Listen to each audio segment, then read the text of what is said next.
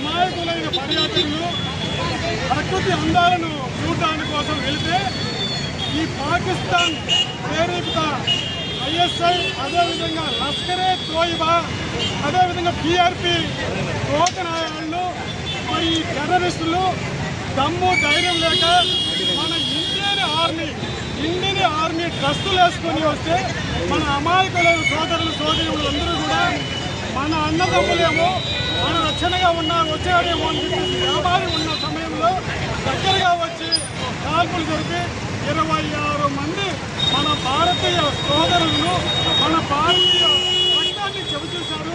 ఈ సందర్భంగా 140 కోట్ల మంది భారతీయుల రక్తం చాలా కాగిపోతూ ఉంది.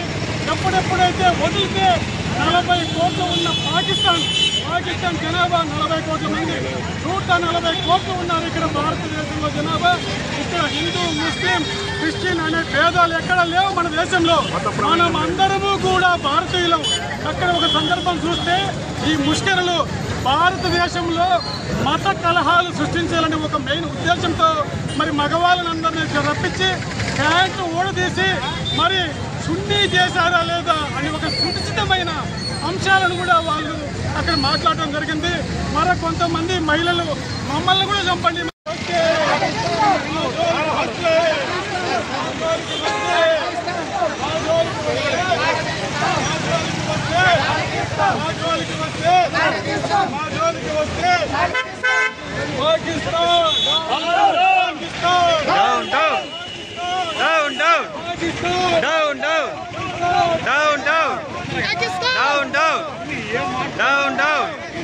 Down.